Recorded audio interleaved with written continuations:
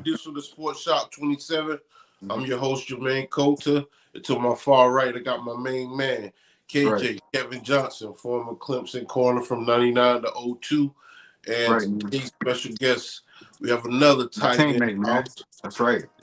This guy right here is from Daniel, South Carolina, played at Daniel High School.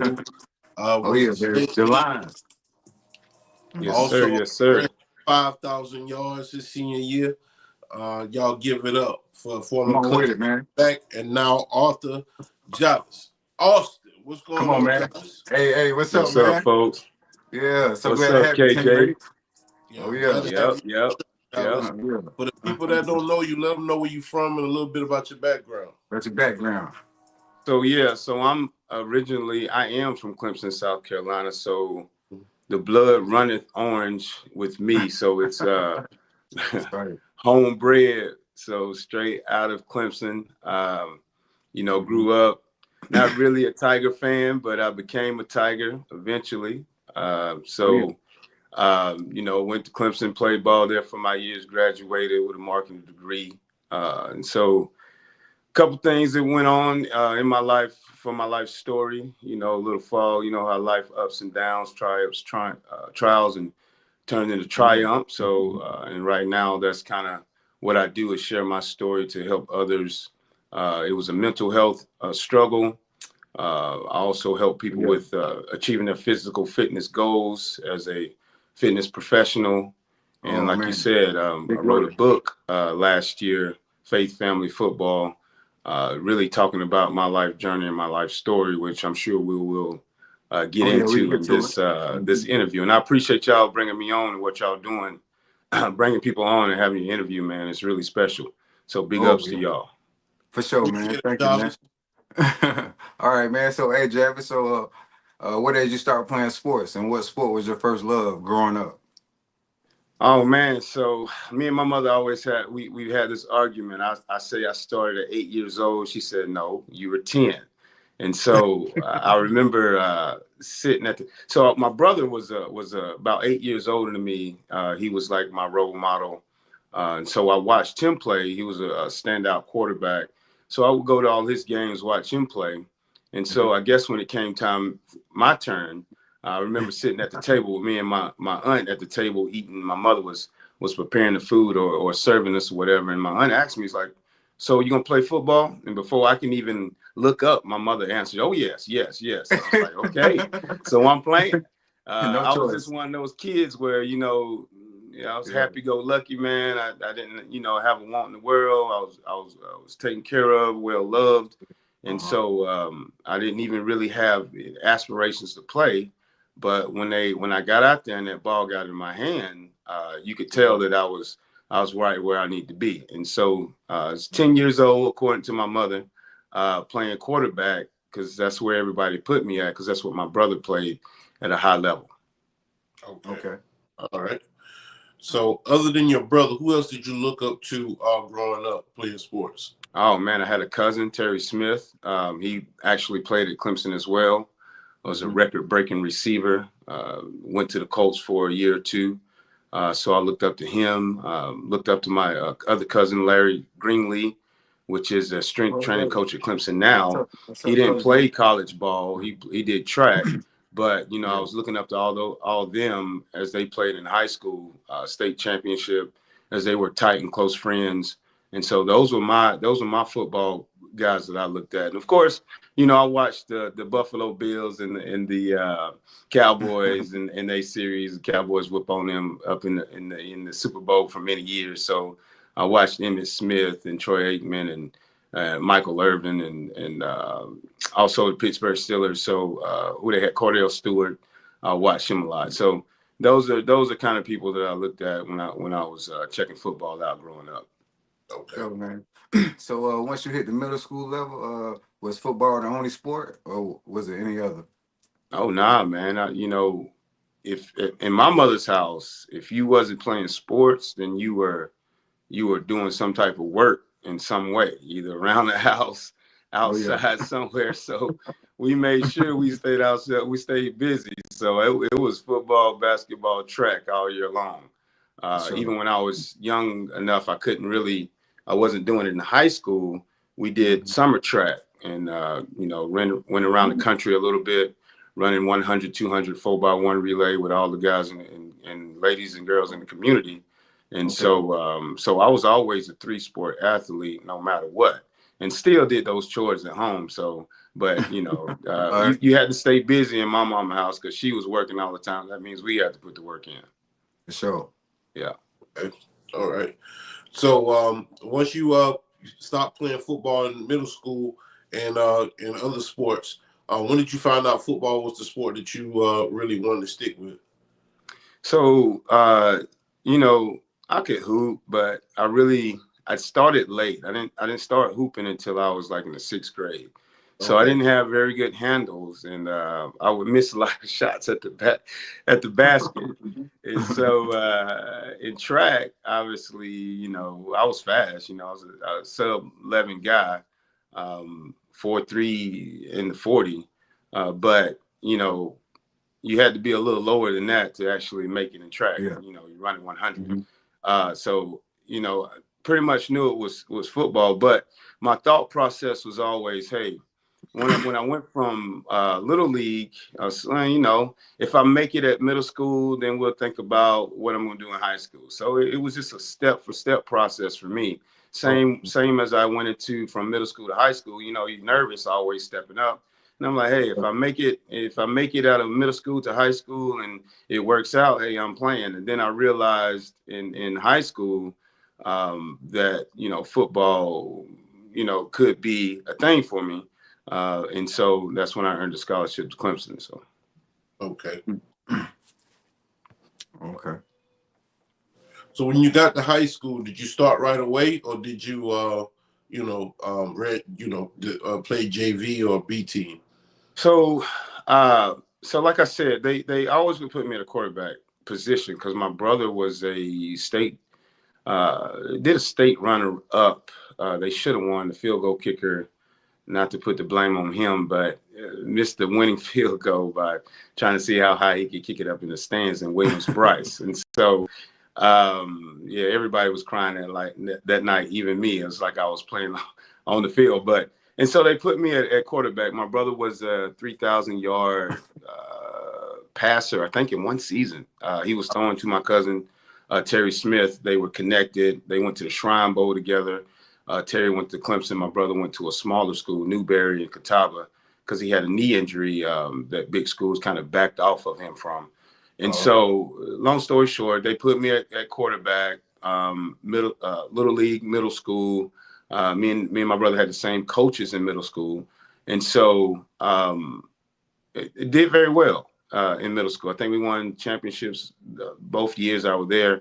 And so when I moved up to high school, this team at the Daniel Lions had already won two state championships. And so when I got moved up in the 9th grade, I was basically the scout team quarterback. And so I was running scout team against some really hard-nosed state championship grown men, seniors that's done been to the state championship that are big and strong. And I was about probably 185, maybe 180. But I was having success. I mean, 5 yards here, 3 yards there on a shutdown defense. So some really hard-nosed guys. And so the coaches realized that I was probably a running back. And so they moved me to running back my 10th grade year. And that was the birth of Javis Austin playing running back. Okay. So I know you played running back on the offense. Did you try to play any defense as well? That's a funny story. So I was playing some corner in JV. So I had to play. I played maybe one game in JV. I was playing some corner. You probably like that, KJ. But for sure. I pretty much sabotaged that because I didn't want to play defense. I didn't want to play back there. So I let a kid kind of I let a guy kind of jump over me, get a ball in one game, and they took me out. I was no longer to return that corner. Yeah. All right. So in high school, who was the competition in y'all region? Like y'all 4A, 3A? What class were you guys? So we were 3A. Our rival was Seneca High School. So my sophomore year in 1994, we had Seneca, which was 3A, our normal rival. We had Pendleton, which was 2A. And those two teams were loaded. We're talking about probably had guys that were 20 years old, 19 years old. If they hear me on this podcast, they're gonna talk junk. But yeah, they were old. mustache, beards. I remember grown men. Listen, I remember the schedule was stacked. Everybody was good. And so I remember Pendleton and Seneca played the week before we did, and they scored like the score was like 3-0. Both of them were kind of running teams. Pendleton for sure. They had a running back named Terrell McClary. The boy was bad, but they had 2 or 3 others. Okay. But they wasn't as deep as everybody else. And then Seneca was stacked and loaded. They had Nate Mays. He was a sub 11 guy, 10-5 guy in 100, 200, 22, 21. And so it was crazy. But we had to meet them both, I think, back to back. So they played the week before we played, I believe it was Seneca. I can't remember. Anyway, I scored 1 touchdown in that game. I took it 99 yards. We were on like the 1-yard line. 1 touchdown, 99 yards. I had probably over 200 yards rushing, and I paid for every yard that we accomplished at the offensive unit. It was so bad that right before halftime, I had these partials in my front 2 teeth that I had a fall when I was really young. So I was getting partials until I got to Clemson, got them repaired. But right before halftime, I did a draw or some run up in the middle, and I'm on the ground, and one of the dudes coming helmet straight towards my face. Pow! Knocked my tooth out. And so we're at halftime. You know, you can imagine how we were rowdy and upset, and lack of a better word, pissed off at halftime. They done knocked out my tooth. We're gonna kill him. Knock your tooth out. And so man, that was a war, brother. It was a war. And then the next the time we played Pendleton, same thing, hard hitting. I remember my cousin Courtney McMullen, which was, they call him Ricochet Rabbit. He was my fullback. 5'2", 160, 165. He first play of the game. For some reason, coach took me off the kickoff return of that game. I don't know why. But Courtney Short caught the pass, ran up the middle, and all I heard was pow, him coming out of the pile, running backwards. And so it was some hard hitting. It was a tough year. We didn't win the state championship that year, but we were loaded with great athletes like Mark Circle, Antoine Black. Both of them played college ball. Mark actually went and played pro ball, but we were loaded. Forrest Foster. It was a loaded roster. All right, man. Hey, talk about making a Shrine Bowl team. Yeah. How was that? Shrine Bowl was different. So the Shrine Bowl head coach was Seneca's head coach, our arch rival. And so even though they put a hit out on me in several games, one of them was successful. My senior year, they took me out, helmet straight to the ankle. And the guy that did it knows who he is. So if he ever sees that, he's gonna know. We've talked about it. But he also made the Shrine Bowl. And so, but Coach Bass liked me on his team, but didn't like me playing against. So, but the Shrine Bowl was good, man. My brother had made the Shrine Bowl as well. So we had two Shrine Bowl members in my family, in the household. So that was pretty special for him to have his Shrine Bowl picture in mine, and me to have mine side by side. So it was a great accomplishment, man. Great teammates. Met a lot of great people, and that went on to do great things. And you never knew it. Everybody's talking about they're going pro or they doing this and that. And it was great to see, us at that level into what we've grown to be, today. So it was awesome. There was a lot of great guys on there. A lot of great guys on that team. All right. Cool. So After the Shrine Bowl, you probably had heavy recruiting. How many visits did you have in high school your senior year? That is a big question. A good question. Sorry. I went to one unofficial visit at South Carolina, and they were playing Georgia.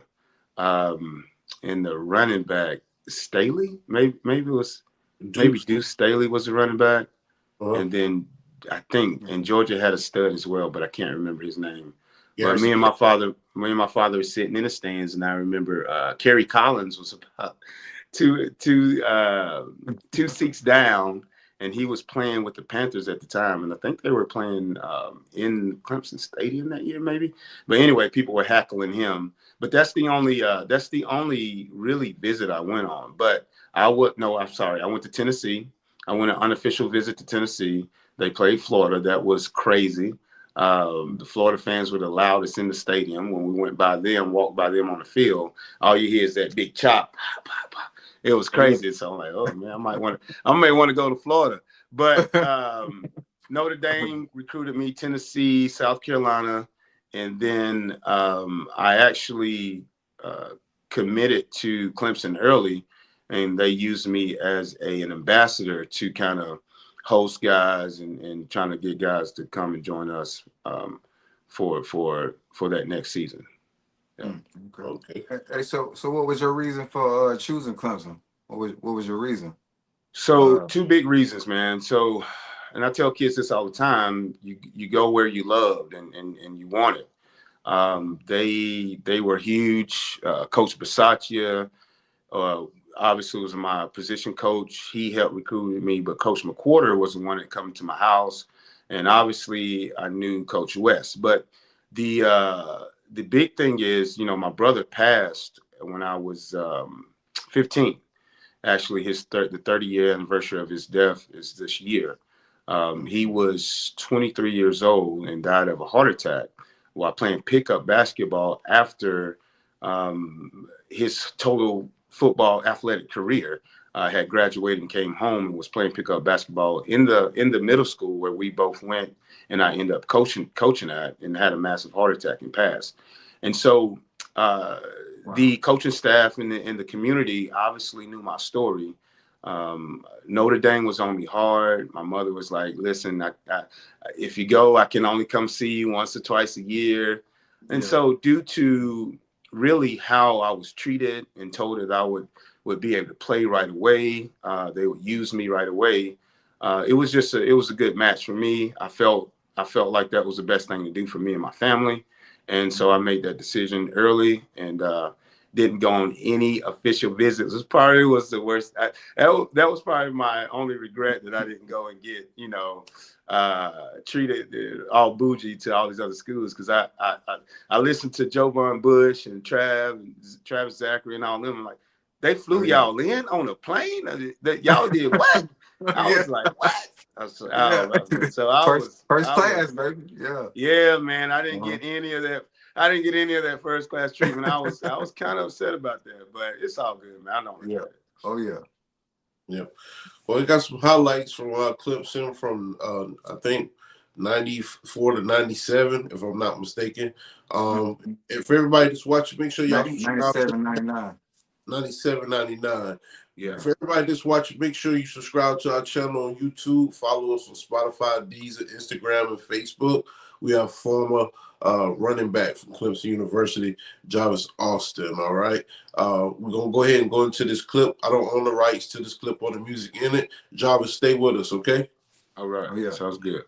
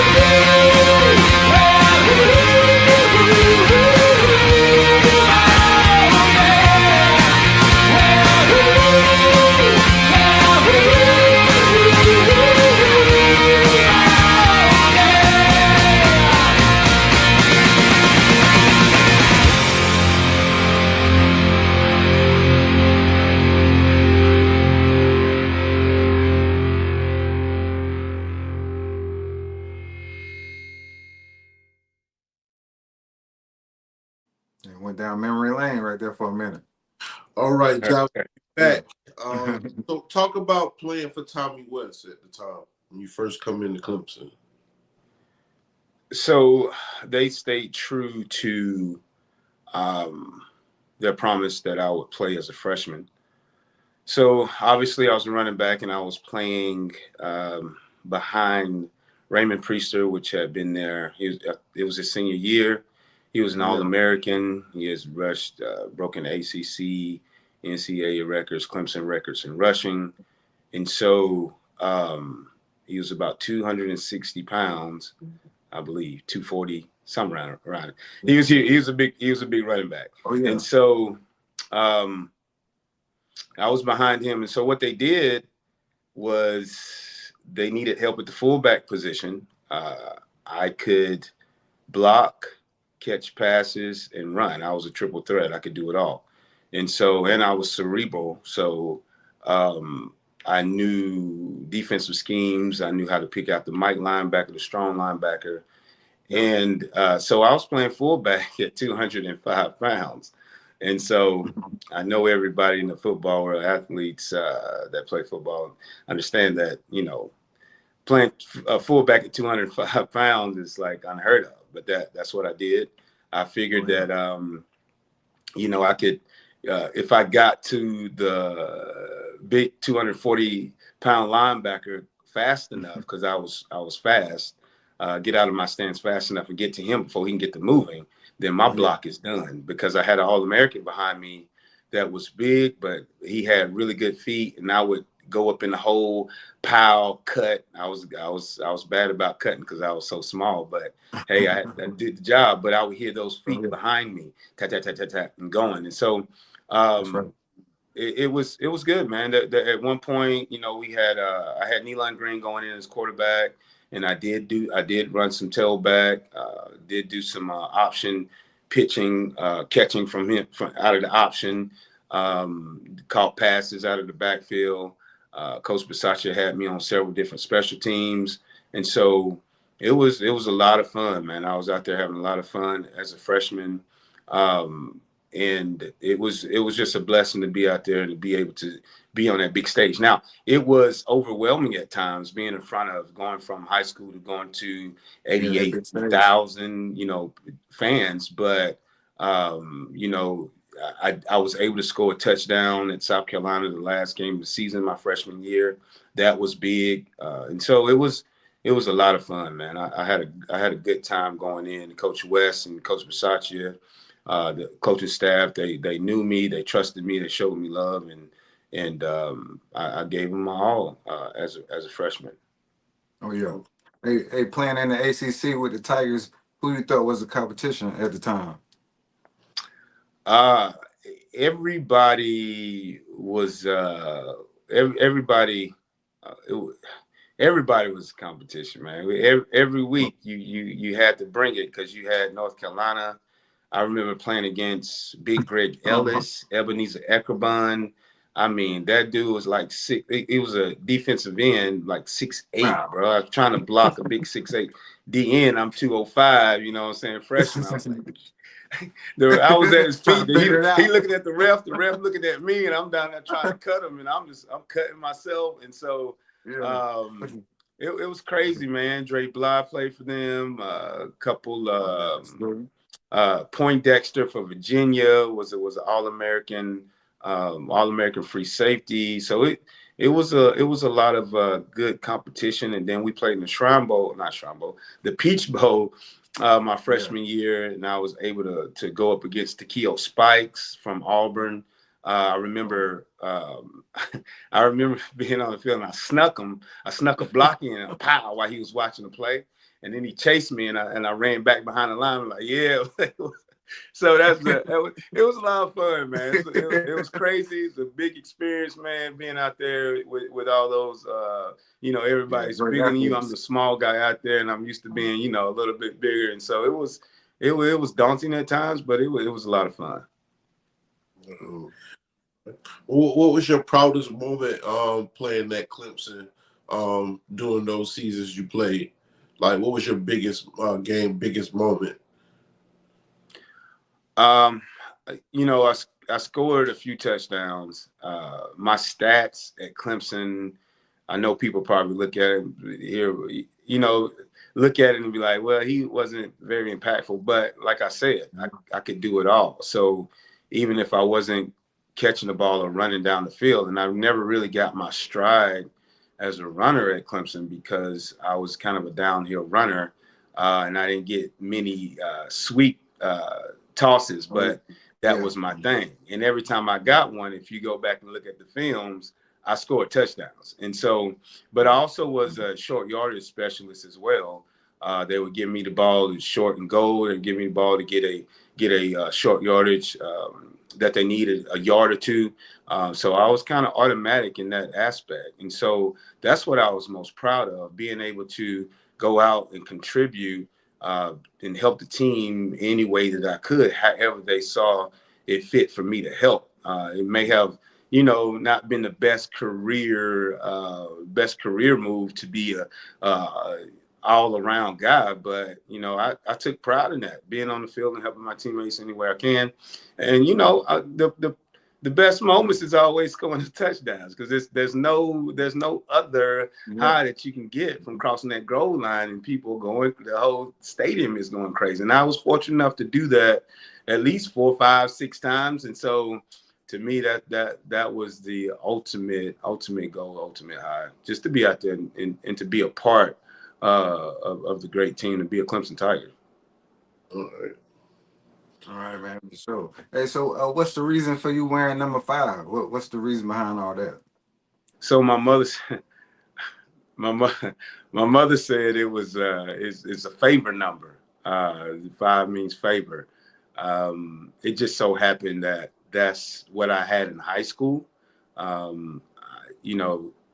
She may have had something to do with that, but that's the number I had. And, that's what I was given when I was in high school. That's the one I picked, but I really didn't have, it was closer to 3, that's the number I had that I could get closer to 3. They probably wouldn't let me, I don't think they would let me wear 3, or I didn't want to wear 3, which was my brother's number. It meant so much to me. I did want to have my own identity, but being 5 is the closest 3 that I could get. Okay. So let's talk about when Tommy Bowden comes to Clemson. What happens to Javis Austin next?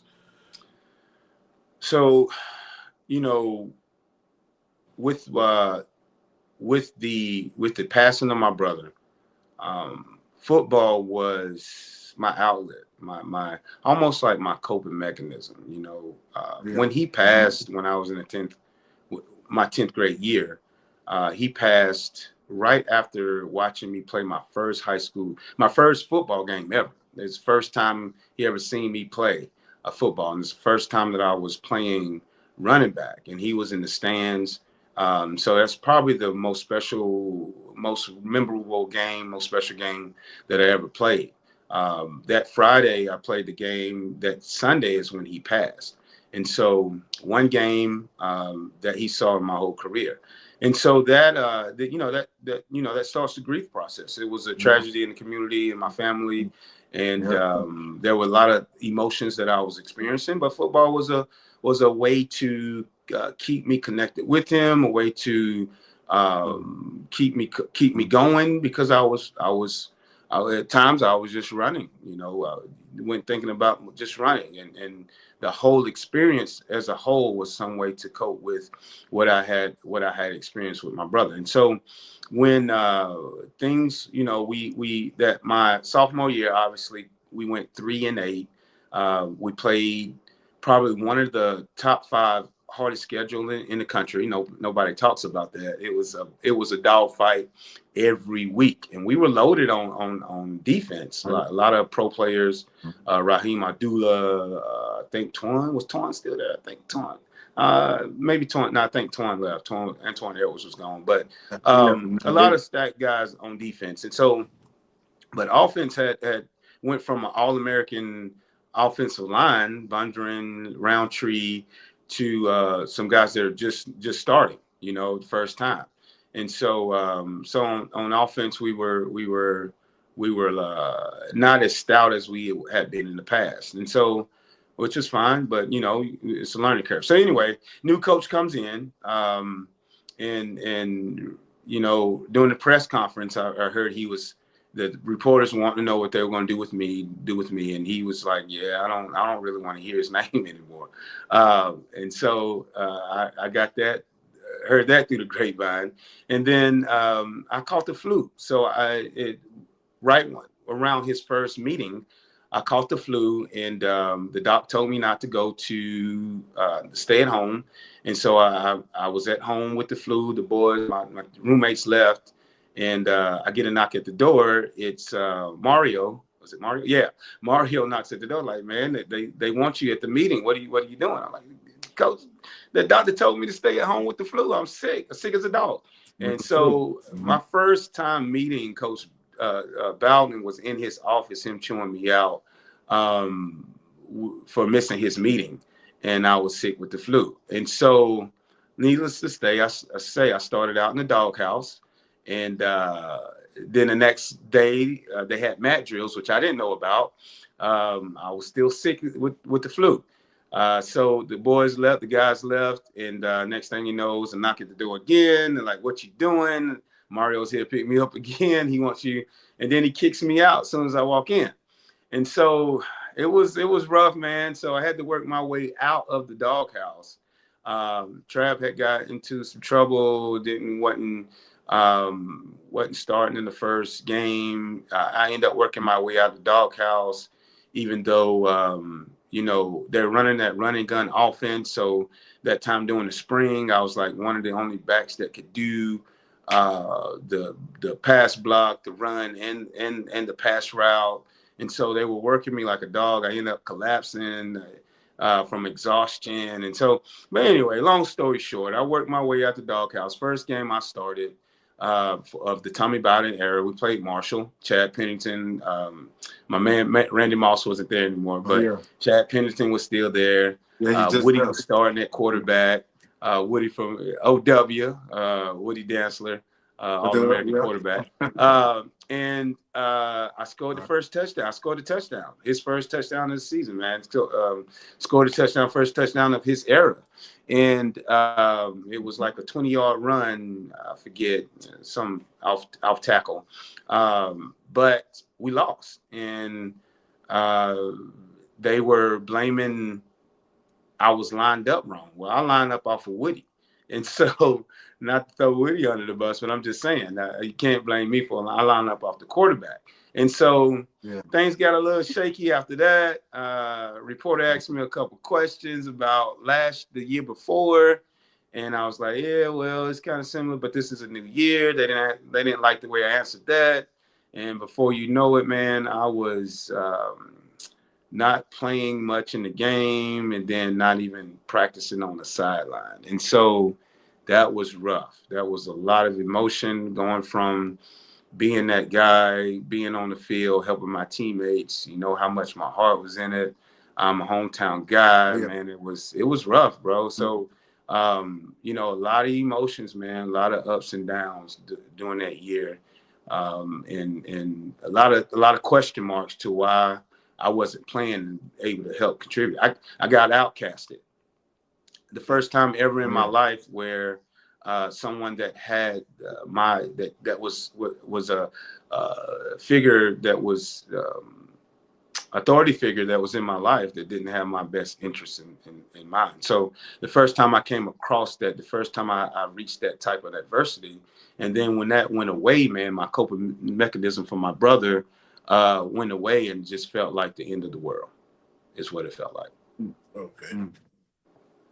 Well, I got a clip I'm gonna show everybody. For everybody that's watching, appreciate you tuning in. Make sure you subscribe. Follow us on Spotify, Deezer, Instagram, and Facebook. We have former running back from Clemson University, Javis Austin, now author, and he has his book out. All right, we're gonna go ahead and get into this clip, and just stay with us, Javis. We don't own the rights to this clip or any information. Okay, let's go ahead and get into it. Achievement looks a little different nowadays for former Clemson running back Javis Austin than it did when he was scoring touchdowns at Memorial Stadium. It isn't measured by rushing yards or by any football stat. After getting a second chance at life, achievement to Javis Austin is measured on the faces and in the hearts of the lives he's impacting. For kids growing up in Clemson, South Carolina, the decision to play football is as automatic as the trains that thunder through the sleepy college town just footsteps away from Death Valley. It was no different for Javis Austin. And that's an interesting story because of how I actually started playing. Me, my mother, and my aunt was sitting in her kitchen. My aunt looks over to me as we sitting at the kitchen table and asks me, am I playing football? And before I can even get a single word out or a letter, my mother said, oh yes, of course he is. Austin didn't just play football. The star running back rewrote the record books at Daniel High School, leading the Lions to a state championship in 1995.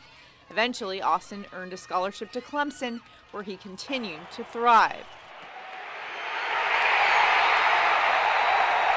Current Clemson quarterbacks coach Brandon Streeter was one of Austin's teammates. Obviously very talented. Javis had a lot of skill sets. You know, not only could he run the ball with his size, but he also was a great receiver too. That skill helped him break the record for most receptions by a running back in a single season.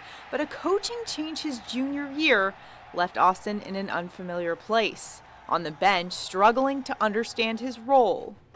It was a constant mental strain and stress, emotional strain and stress every day. Being on the field and helping my teammates as part of the offensive unit was very important to me. You know, that was who I was. And I was number 5, Clemson football player, Javis Austin. And I took that seriously. And when that was taken away from me, that was a big deal. And that's when things took a dark turn. At that time, all I could think about was ending the situation. On November 17, 1999, Javis Austin was rushed to the Anderson Area Medical Center with a self-inflicted gunshot wound to the head. Doctors worked tirelessly to save his life, but were not able to save his eyesight. But despite the loss, Austin felt something that had long eluded him: clarity. I remember also being very, very happy. And I know that sounds weird, but I was out of a dark, dark, dark place that I was in, and God spared my life. For Austin, it was a second chance. And while he couldn't further his own football career, he could help others with theirs. Javis is like my brother. You know, we're second cousins, but really, you know, we're like brothers. At a football camp at Daniel High School, Houston Texans wide receiver DeAndre Hopkins reflects on the impact Javis, his cousin, had on his career, helping to develop him into now one of the top wide receivers in the NFL. He's like my brother. You know, it's like a mentor to me. You know, when I was in high school, he trained me as well to get ready for college. And, you know, I was in college, he trained me to get ready for the NFL. And I was in the NFL, the same thing. You know, so he's always pushed me to be better than I see in myself. But it's not just NFL players he's impacting. Ready, go! Go, go, go, go, go, go! Come on, come on, come on, push, push, push, push! Javis leads an after-school football camp for kids at Central Elementary School. His approach is to just to let kids know that there's always someone there to help you, to learn, and you can trust. I mean, you can trust Mr. Javis for anything.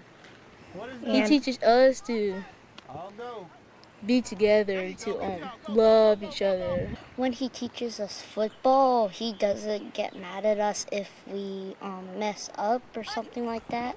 He's my friend. He's just so kind to people. He loves on people, and we love him back.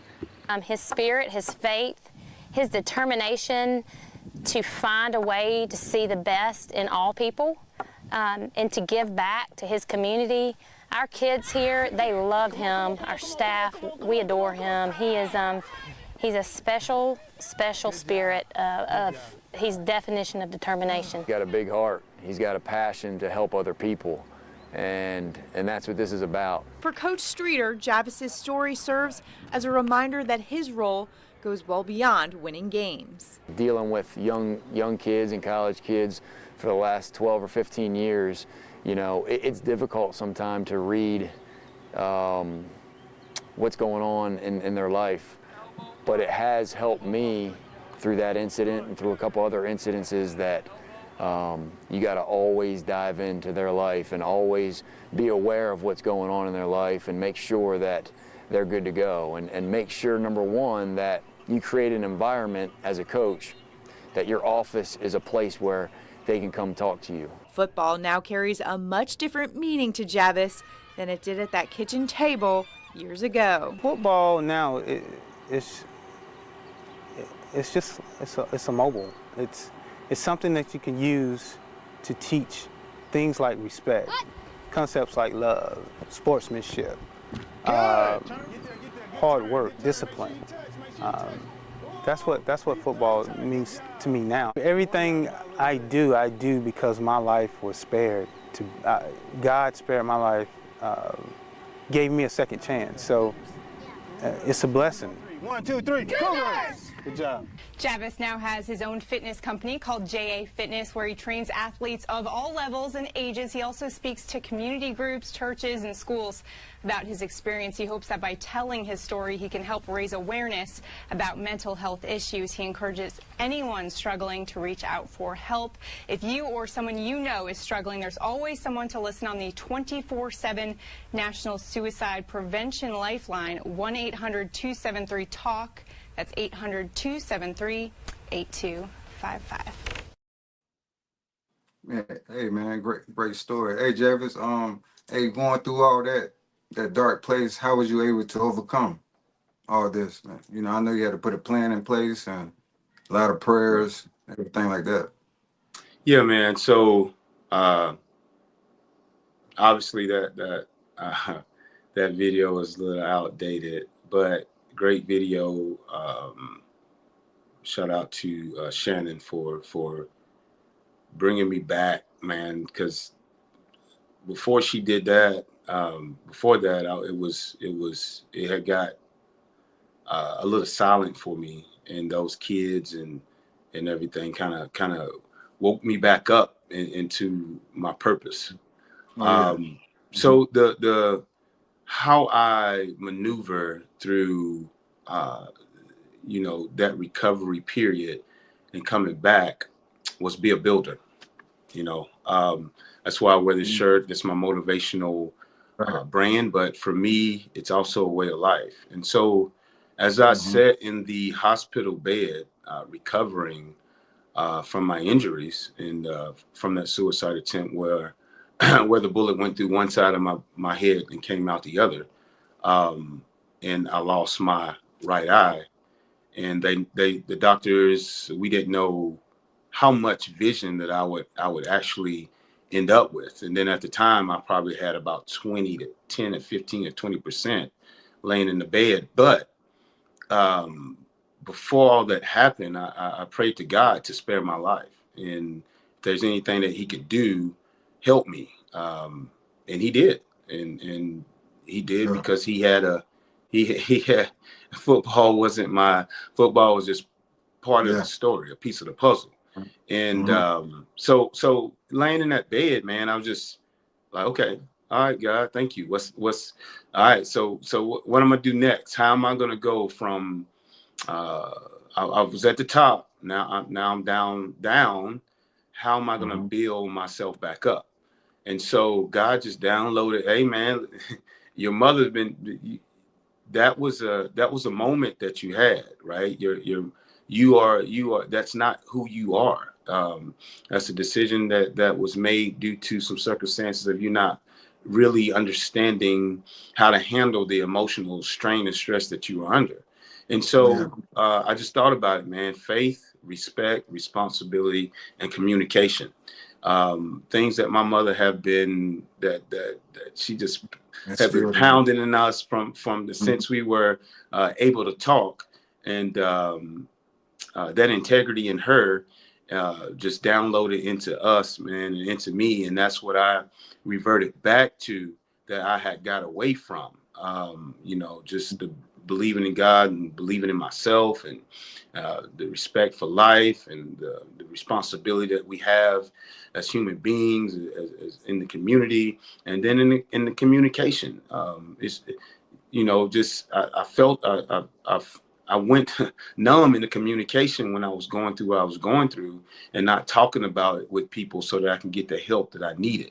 And that's what a lot of people deal with today, as we struggle with mental health issues, as we struggle with, just day-to-day life in this climate today.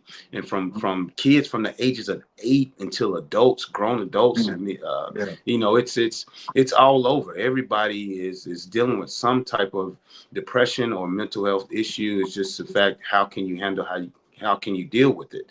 And so I use those words, faith, respect, responsibility, and communication, as pillars, as a foundation to build my life back up to where I am now, to build my status in society back up, and to also share my story and help others be a builder as well. It's just a way of life for me. And I use it every day. I've been using it since it got downloaded into me. I've been using it since everything that has happened. And yes, there's been some ups and downs, right? It's life. But to have something to revert back to and to focus on is crucial in today's life and climate. So that's how I did it. We got some people in here that's chiming in our chat. Let's give them some shout outs real quick. Appreciate you guys in. Yeah, tuning in. Thank y'all. Barbara Williams says, Uncle Garfield and Aunt Bob are very proud of you. Love you. Yeah. For sure. Love y'all too. Latrice Young says JA5. Best running back ever. Back ever. Yeah. Oh man. That's all family, man. My family's. Oh yeah. Listen, yeah. Eric said, I don't ever tear up, but man, my family has been my family, man. That's what. Without them, mother, father, aunts, uncles, cousins, and that community in Clemson, man. The letters and the things that I got when I went down, man, it's unbelievable, bro. And so I would not be God first and then family second, man. That's why Faith Family Football, the book, if you haven't got it, you need to go get it. Great story, goes into detail about a lot of things that we just talked about. But the family, God first, family, and then the football is just a tool that we use. All right. The House of Rod says cleat fly cleat.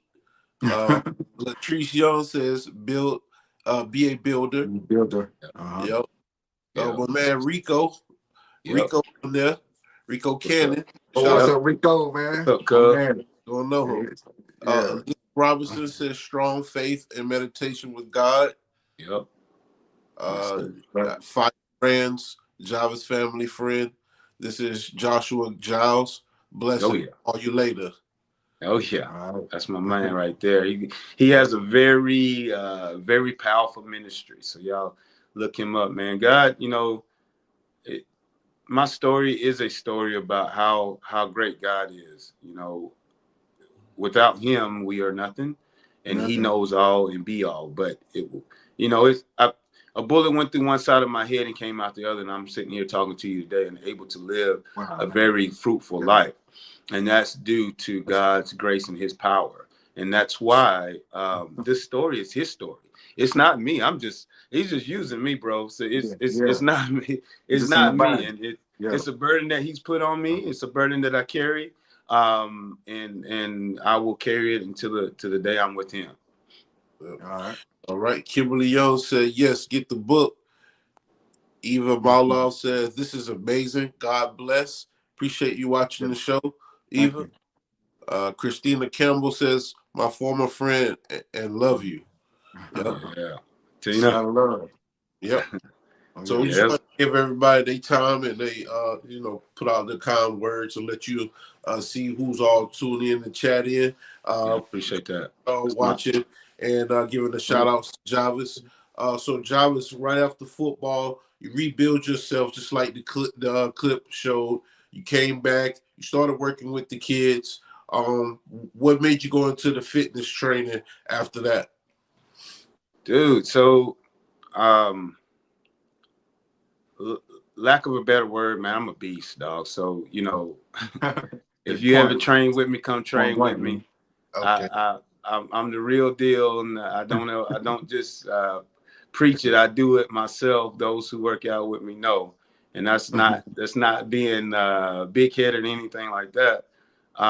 It's motivation to inspire others to aspire to go and get it done, because you know, there's a lot of things that tears us down, but being physical fit can not only help you live longer, but can help you live a more stable life. You know, working out can help you mentally, help you release some stress, help you decrease that stress hormone in your body. And so basically I was going to the gym, working out, man, back in Clemson. And once I got back into doing it, and everybody was asking me, can I work out with you, this and that? And I finally, can I help them? And I finally like, yeah, come on.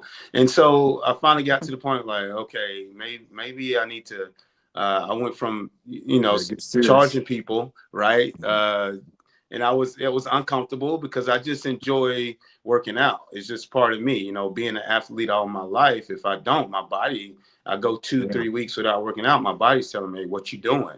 It starts hurting here, hurting there. I'm like, oh, okay, well, yeah, I got you. And so I,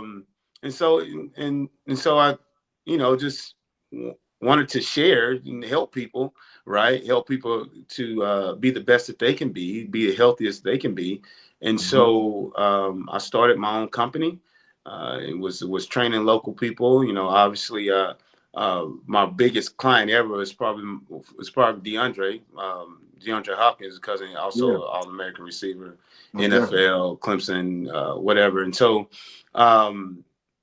it's a joy that I get from seeing people achieve their physical fitness goals. And now I'm affiliated and work at Lifetime here in Atlanta area, and it's been such a blessing. God has put me in the right place with great people at Lifetime, man. It's just joining a whole new family of people, and I'm able to do I'm basically doing what he put me on this earth to do, because you know, like I said, I've been a happy-go-lucky person all my life, and so he just put me in the right place at the right time, and it doesn't even feel like work most of the time because I enjoy what I'm doing. Okay, so hey, do you got a message for the youth?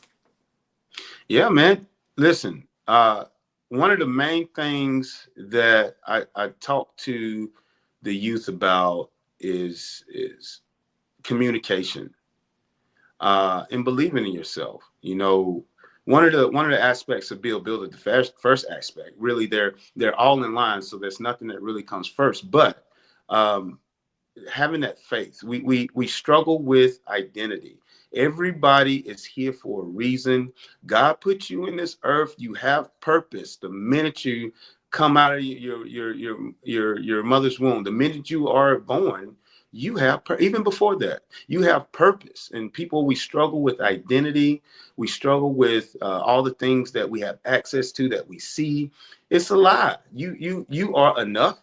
You are who you're supposed to be, and you will come into yourself. Just stay true, keep the faith in yourself, believe in yourself, and keep it moving, and communicate. If you're struggling with anything, something's going on, talk to your mama, talk to your daddy, talk to the preacher, talk to your guidance counselor, talk to someone. Communication is the key to getting help, because if you don't communicate, then you won't know. And so much happens when people don't communicate, and then they don't know how to handle their emotions and things that go on. And that's why I went through what I went through, so that I can help others realize talking and communicating is the best practice for them overcoming mental issues, any issue that they may be dealing with.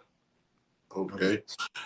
Christina said, I can attest he is a beast. And Ulissa Robinson said he will kill you in the gym. Beast mode. That's my sister.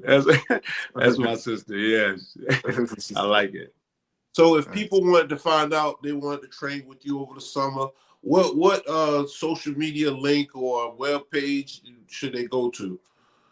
Just look me up, man. I'm on Facebook, Javis Austin. I'm on Instagram, Javis Austin. Email me, Javis Austin, gmail at gmail.com. I work at Lifetime in Johns Creek. Come join Johns Creek. I also have capability of video training, so virtual training. Not only if they want to work out, if you have a group of people that you think that would benefit from hearing my story, hearing me speak, talk about mental health, you have a corporation, your job.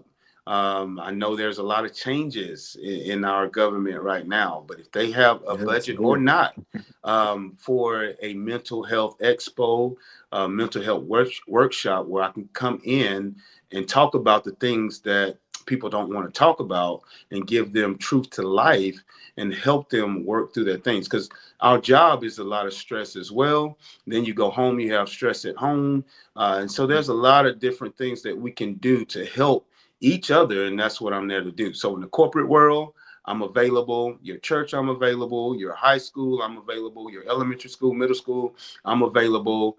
Look me up. I do have a landing page, thejavisofficerstory.com. You can go on there and look that up. Buy the book on Amazon, Faith Family Football. Type in Javis Austin, JavisAustin on Amazon. You can look me up, purchase the book, share the book. I'm there. Just anywhere, any way, in every way, get in contact. All right.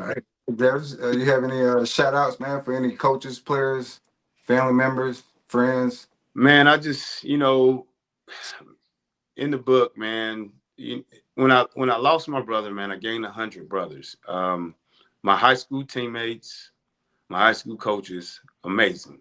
Clemson, I had, I got brothers.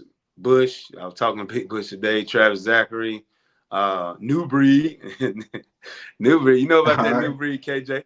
New Breed, all those brothers, man, everybody I played with, the coaches I came in with, man, and even even Coach Bowden, man, I appreciate him as well. Listen, we go through things, man, we come across people, things happen, everybody's human. This story is not a vendetta, it's just a truth. And he is part of that truth in that life, and everybody that I came across is a part of that truth in that life, man. And I just want to give a shout out to everybody that I came in contact during my journey. And if there's any way I can help anybody, man, I call on me. Thank you so much. I appreciate it. It's nothing but love. All right. Sure, man. Well, we couple of show, Javis. And for everybody that's watching, thank you for tuning in. You just watched a new edition of Sports Shop 27. I'm your host, Jermaine Coulter.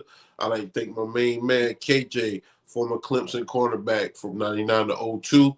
And today's special guest, we will give a big shout out to the Clemson former running back and now author and fitness trainer, Mr. Javis Austin. All right. You guys follow his links on all the social media, get in contact with him, get better fitness or get better training for your off season. And also, you can purchase our merchandise on bonfire.com. It'll be a link at the end of the show, all right? For everybody that's watching, our motto, it's not how you start, it's how you finish. Until next time, you guys be safe and have a good weekend, all right? Peace, love. And peace, love. All right. Hey, proud of your teammate, man. Thank you, brother. Thank y'all, man. I appreciate you, man. We love to have you. Great job. So, right. Hey, if you recommend anyone to come to the show, just let us know. For sure. I got you. All right. Peace. Take care.